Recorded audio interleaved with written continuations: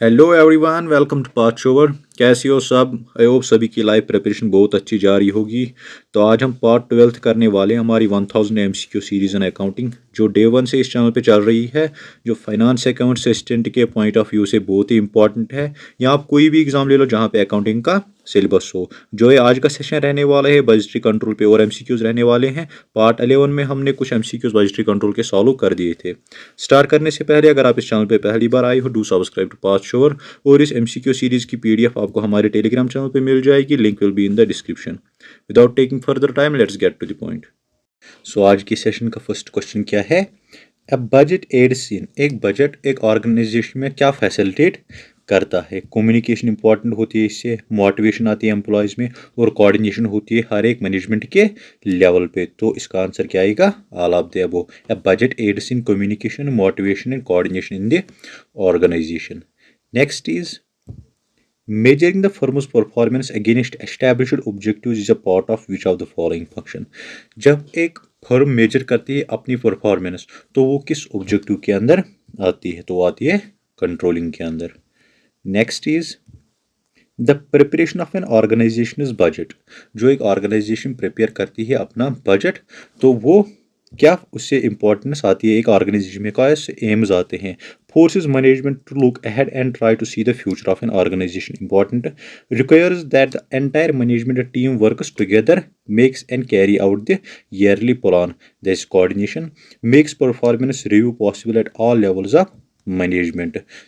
इसका आंसर क्या आएगा? All of the above. एक बजट एक ऑर्गेनाइजेशन में क्या करता है? वो कोऑर्डिनेशन पैदा करता है, मोटिवेशन आती है एम्प्लॉयज में।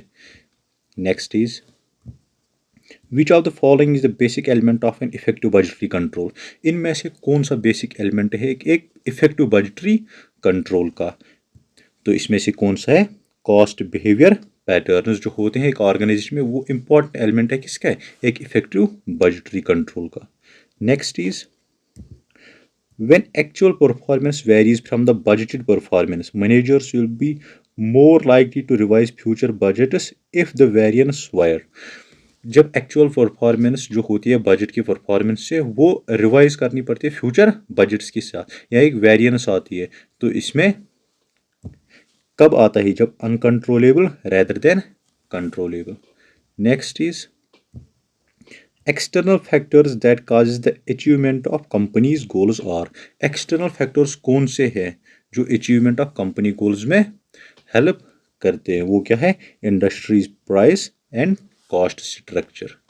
Next is a budget is, budget एक क्या है? बजट क्या है? ये एक प्लानिंग टूल है, कंट्रोल टूल है, और means of communicating goals firms division. तो इसका आंसर क्या आएगा? All of the above. Budget एक प्लानिंग टूल है, एक कंट्रोलिंग टूल है, ये एक मोस्ट इंपॉर्टेंट कम्युनिकेटिंग टूल है एक फर्म्स जो फर्म्स डिवीजन में है। Next is ineffective budgets and और control cost systems are characterised by the use of ineffective budget controls. वो उनमें से क्या दिखाता है? वो होते हैं budgets as planning tool only disregarding them for control purposes. Next is strategic planning is, strategic planning क्या है? स्ट्रेटजिक प्लानिंग है stating and establishing long term plan. Strategic planning is a stating and establishing long term plans. Next is key variables that are identified in strategic planning और, जो की variables strategic planning में होते हैं, तो उसमें normally क्या होता है? Normally controllable if they are internal. जब की वेरिएबल्स आइडेंटिफाई होते हैं स्ट्रेटजिक प्लानिंग में, नॉर्मली वो कौन से होते हैं? कंट्रोलेबल, अगर वो इंटरनल होते हैं एक ऑर्गेनाइजेशन में। Next is tactical planning usually involves which level of management. जब टैक्टिकल प्लानिंग होती है वो किस लेवल ऑफ मैनेजमेंट पे होती है? मैनेजमेंट के 3 लेवल्स होते हैं, top, middle and bottom level, या जिसे बॉटम लेवल में ऑपरेशनल लेवल कहते हैं। तो इसका कौन सा है? मिडल एंड टॉप लेवल में टैक्टिकल प्लानिंग होती है। Next is which of the following statements is true? इनमें से कौन सा स्टेटमेंट सही है? तो वो कौन सा है? बजट्स और quantitative expressions of an organisations goals and objectives. तो C part is correct answer. Next is which of the following is not an operating budget? इनमें से कौन सा ऑपरेटिंग बजट नहीं है? तो वो कौन सा है? Capital budget. Sales budget operating है, प्रोडक्शन बजट ऑपरेटिंग है, परचेज बजट ऑपरेटिंग है, लेकिन कैपिटल बजट ऑपरेटिंग नहीं है। Next is the master budget is a static budget because it, जो मास्टर बजट है वो स्टैटिक बजट है।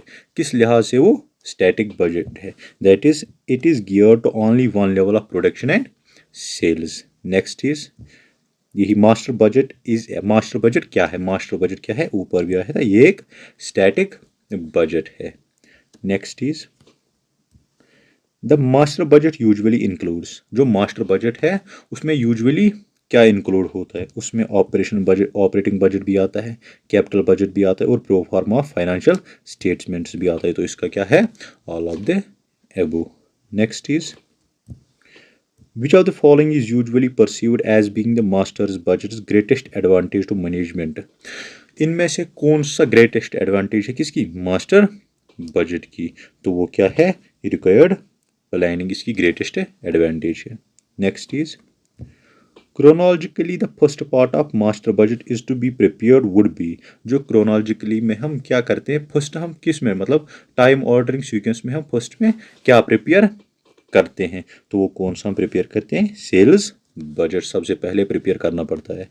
Next is an example of A recurring short term plan is, an example of recurring, recurring क्या होता है? Evolving again and again. तो वो कौन सा है? यूनिट ऑफ सेल्स फोरकास्ट, क्योंकि सेल्स रेकरिंग है, ये आती जाती होती है एक कंपनी में, इसीलिए कंपनी चलती है सेल्स की वजह से ही। Next is if the chief accountant of a firm has to prepare an operating budget for the coming year, the first budget is to be prepared is, जब एक चीफ अकाउंटेंट को नए ऑपरेटिंग बजट प्रिपेयर करना पड़ता है upcoming year के लिए, तो उससे पहले सबसे पहले कौन सा बजट प्रिपेयर करना पड़ता है? ऊपर भी आया था, अगर हम डायरेक्टली याद रखेंगे, एक पहले कौन सा बजट प्रिपेयर करना पड़ता है? Sales budget. Next is it is likely that a production budget revision would cause a revision in the, it is likely that production budget revision, एक प्रोडक्शन बजट में रिविजन जब होता है वो कौन सा काज ऑफ रिविजन क्रिएट करता है? वो कौन सा है? Capital budget, capital budget. Next is budgeted production for a period is equal to, जो बजटेड प्रोडक्शन एक पीरियड के लिए होती है वो किसके बराबर होती है? वो होती है ending inventory plus sales less beginning inventory. तो इसका आंसर क्या है? B part. Next is chronologically in what order are the sales purchase and production budget prepared. तो हमें क्रोनोलॉजिकली बताना है कौन सा ऑर्डर होता है बजट प्रिपरेशन में, कौन सा ऑर्डर होता है बजट प्रिपरेशन में। तो सबसे पहले हमें क्या बनाना पड़ता है? सेल्स बजट, फिर हमें बनाना पड़ता है प्रोडक्शन बजट, तो फिर लास्ट में हमें बनाना पड़ता है परचेज बजट। तो इसका आंसर क्या है? B part. पहले सेल्स बजट, फिर प्रोडक्शन बजट, फिर purchase budget. Important question. Next is the material purchase budget tells a manager all of the following except, जो मटेरियल परचेज बजट है वो एक मैनेजर को दिखाता है इनमें से लेकिन एक के बगैर। तो वो कौन सा है? Cash payment for a material each period, cash payment एक मटेरियल के लिए ईच पीरियड, क्योंकि जो हम परचेज करते हैं मटेरियल वो एक पीरियड के लिए एक करते हैं, दूसरे पीरियड के लिए दूसरी क्वांटिटी करते हैं। Next is of the following budgets which one is least likely to be determined by the dictates of the top management? In budgets में से कौन सा लीस्ट डिटरमाइंड होता है? किससे? टॉप मैनेजमेंट से। वो कौन सा होता है? Material usages. ये कौन से पे होते हैं? ऑपरेशनल लेवल पे। Next is the amount of raw material purchased in a period may be different than the amount of the material used that period because the amount of raw material जब हम एक period में purchase करते हैं वो दूसरे period से different होता है। क्यों? क्योंकि द रॉ मटेरियल इन्वेंट्री में कॉज इंक्रीज और डिक्रीज ड्यूरिंग द पीरियड, जो ऊपर भी आया था, क्योंकि जिसपे मैनेजमेंट का कंट्रोल नहीं होता, कभी भी कोई एक मटेरियल लगेगा, दूसरी बार दूसरी उसकी quantity. Next is A purchase budget is, एक परचेज बजट जो है वो क्या है? वो ए परचेज बजट इज, वो इनमें से क्या है? Not affected by the firm's policy granting credit to customers. Next is which of the following equation can be used for budget purchases. BI beginning inventory, EI ending inventory, CGS budget cost of the goods. Budgeted cost of the goods. ऊपर भी आया था ये.